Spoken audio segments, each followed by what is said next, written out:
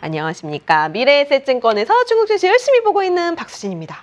자, 이번 주 주제는 다 이미 눈치채셨겠죠? 그가 돌아왔다. 그는 누군지 저 뒤에서 이제 우선 얘기해 보도록 하겠고요. 자, 이제 4월입니다. 어느새 4월이 되었고 정말 꽃들이 만발하는 계절이 되었는데요. 그래서 4월 첫째 주에 중국 증시의 주요 일정들 한번 짚어보고 넘어가겠습니다. 이번 주는 휴장이 굉장히 퐁당퐁당 많습니다. 이거 거래 일정이 굉장히 유의하셔야 될 것 같은데요. 4월 5일은 중국, 홍콩 둘 다 쉽니다. 청명절 휴장으로 둘 다 쉬고요. 뭐 이때 4월 6일은 다 개장을 하긴 합니다. 그리고 4월 7일과 10일엔 또 홍콩이 쉽니다. 그래서 이렇게 지금 퐁당퐁당 쉬는 가운데 우리 같은 외국인이 중국 증시 투자하려면 요 5일부터 10일까지, 그러니까 수, 목, 금, 그리고 그 다음 주 월요일까지 거래가 안 돼요. 홍콩이 막히면 먼저 이제 후성강통이 우선 막아놓고 시작을 하기 때문에 이런 부분들 거래하시는데 유의하셔야 됩니다. 그래서 요거 꼭 짚어보고 넘어가셔야 될 것 같고요. 자, 제가 앞에서 말씀드렸던 그가 돌아왔다. 그는 누구인가?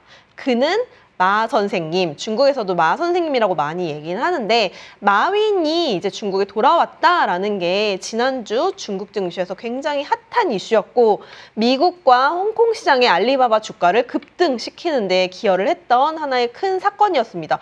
아니, 마윈이 뭐 당연히 대단한 건 알겠고 하겠지만 이게 도대체 무슨 일이길래 라고 생각하시는 분들도 있을 거고 뭐 이미 알고 계시는 분들도 있겠지만 자, 우선은 마윈은 중국 우리가 좀 거슬러 올라가서 생각을 해보면 중국의 빅테크 규제의 시작이었어요.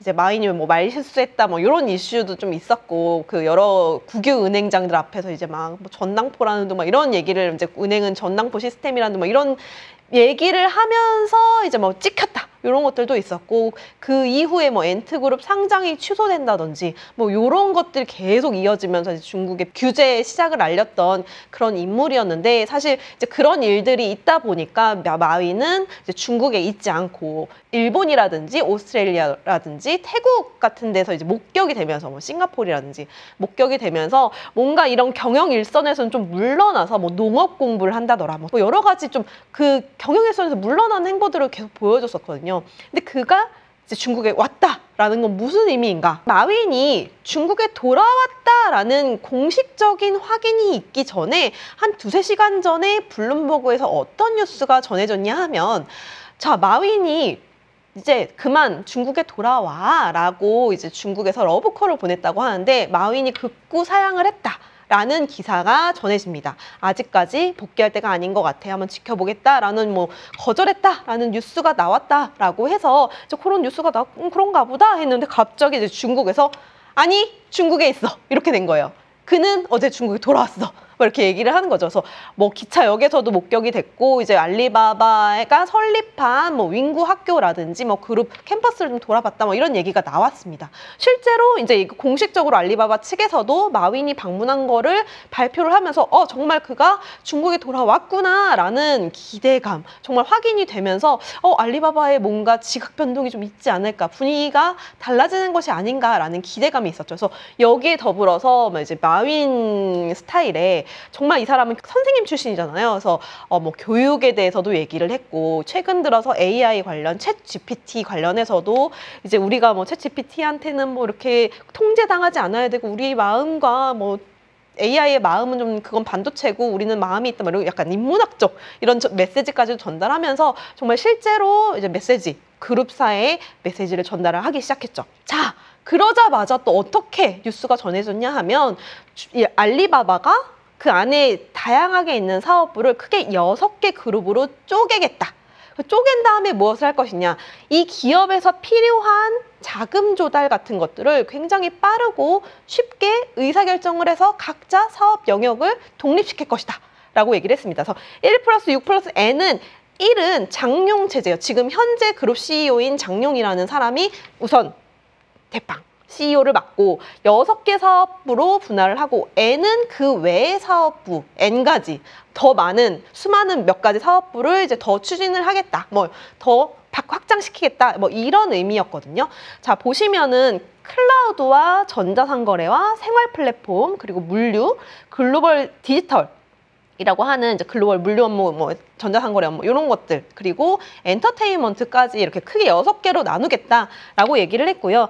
시장에서 봤을 때는 그러면 이 각 사업부별로 어쨌든 독립이 되다 보니까 의사결정이 생각보다 되게 빨라질 수 있는 거죠. 그렇기 때문에 뭐 자금 조달을 하는 데서도 조금 더 빠르게 진행될 수 있겠다라고 얘기가 나온 순간 목요일 밤이죠. 자, 우선은 물류 사업부터 홍콩 증시 상장 예정이야 라고 발표가 됐습니다. 그리고 가장 유력하게 더 같이 빠르게 상장이 진행될 사업부는 아마 생활 플랫폼이 될 것이다 라고 우선 예상은 하고 있고요. 그래서 우선 클라우드 사업도 많이 키울 것이고, 뭐 전자상거래는 이미 워낙 많이 큰 사업이고, 그 외에 다양한 이제 주력해야 되는 사업들을 더 빨리빨리 키워보겠다라는 의지를 표명을 했습니다.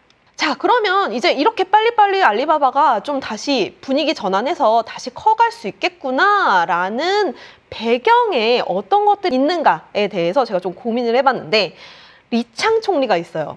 자, 리창 총리는 우선은 절강성이라고 하는 상해 근처에 항주시가 있는, 절강성이라고 하는 중국에서 좀 부자 동네거든요. 거기에 2013년부터도 당서기, 저장 성장 뭐 우리나라 도지사 같은 것들을 역임을 했었거든요.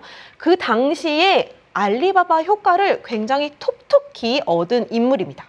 그래서 잘 알고 있어요. 알리바바 이런 기업 하나의 효과가 지역 경제를 얼마나 살리는지, 그리고 민영 경제에도 얼마나 큰 효과가 있는지를 잘 알고 있는 사람이고 이미 체득한 사람이에요. 그래서 예전에 제가 리창 총리와 마윈의 인연 이렇게 해가지고 되게 많이 찾아봤거든요. 정말 옛날 한 10년 전 뉴스 기사까지 다 찾아봤는데 이런 뉴스가 있더라고요. 2015년 4월 뉴스예요. 이것도 절강성 일보 그 지역신문에서 나왔던 건데, 이제 절강성 성장 당시에 이런 얘기를 했다고 합니다. 절강성의 창업과 혁신에 더 큰 알리 효과가 필요하다라고 얘기를 한 거예요. 그리고 이 외에도 우리 절강성에서 지금 제일 많이 세금을 낸 기업은 알리바바다. 알리바바가 이렇게 세금 많이 내고 있어라. 막 이런 칭찬하는 기사들도 꽤 많이 나와요. 그리고 이제 리창 총리랑 마윈이랑 만나서 얘기하는 사진들도 꽤 많이 나타나고요. 그런데 보시면 이제 절강성뿐만 아니라 이제 거기를 거쳐서 리창 총리가 당서기 상하이 시장까지도 올라가잖아요. 거기 가서도 또 알리바바에 대한 이제 러브콜을 계속 보냈어요. 알리바바, 엔트그룹 이런 거 보면 같이 협력했다. 상하이와 알리바바가 같이 협력했다. 같이 이렇게 앉아 있는 거 보이시죠? 이런 식으로 계속 인연을 이어왔던 거죠. 근데 이제 리창 총리가 된 순간부터는 경제 살려야 되고, 그리고 약간 그 공산당의 폐쇄적인 이미지에서 벗어나려면 난 또 무엇을 해야 하는 것인가라는 고민을 많이 하지 않았을까요? 그래서 그렇기 때문에 제일 먼저 또 제일 대표적으로 찾은 인물은 마윈일 것이다 라는 게 좀 어느 정도 퍼즐이 맞춰지더라고요. 그래서 이런 부분들을 봤을 때 앞으로 친기업 기조 전환이 정말 본격화됐구나라는 것들을 좀 저는 이번에 사건들을 계기로 깨달았다라는 거고요. 마윈이 규제의 시작과 끝이었다. 결국에는 뭐 이런 느낌이 다가오더라고요. 그리고 민영 기업에 대한 발전을 더 지원을 하겠다라는 점이고, 자, 이제 알리바바가 이렇게 하다 보니까 어제 또 바로 나왔던 기사들이 징동도 알리바바처럼 사업부를 분할해서 일부 사업부는 이제 뭐 홍콩에 상장을 또 해보겠다라고 같이 발표를 했거든요. 그래서 넥스트 알리바바들이 앞으로 계속 나타날 건데, 자, 이 자금 조달을 확대하는데 자금 조달을 어떻게 할까요? 자, IPO 이런 거 한다고 말씀을 드렸잖아요. 근데 IPO 미국에서 할까요? 저 아닐 것 같아요. 홍콩 시장에서 많이 할 것 같아요. 그리고 이 홍콩 시장에서의 의미는 알리바바를 또 홍콩으로 데려왔을 때도 시진핑 주석이 데려왔었는데, 그때도 홍콩 증시를 활성화시키겠다라는 대표적인 의미로서 알리바바를 활용했었어요. 근데 지금도 그 비슷한 형태가 나타나고 있죠. 그래서 아마 홍콩 거래소가 활성화되고, 그 외에 또 짜잘한 사업부들이 자금 조달이 필요하다면 중국의 뭐 과창판이라든지 중국 증시, 본토 증시를 활용할 가능성이 높다라는 점인데, 우선은 홍콩 거래소가 더 빠르고 간편하고 조금 더 상징적인 의미가 될 것 같다라는 점을 주목해 보면서 오늘의 결론은 이런 분위기를 타고 저는 이제 홍콩 증시가 그래도 좀 이전보다는, 예전에 규제가 풀렸는데 잘 모르겠어. 어떻게 될까? 이럴까? 저럴까? 아직까지는 뭐 완전 확신이 없었더라면 지금은 저는 그래도 이전보다는 확신이 조금은 생기더라고요. 그래서 어쨌든 친기업적인 이미지도 보여줘야 되고 경제 살리기의 주축이 알리바바 같은 민영 기업들이 우선 살아야 돼라는 거를 굉장히 잘 아는 사람이 총리가 됐구나 라는 점도 우선 알 수 있었기 때문에 긍정적으로 지켜보는 게 좋지 않을까라고 정리를 하면서 보이는 차이나 이번 주 정리하도록 하겠습니다. 휴장 일정 있으니까 잘 안배하시고요. 다음 주 보이는 차이나에서 뵙도록 하겠습니다. 감사합니다.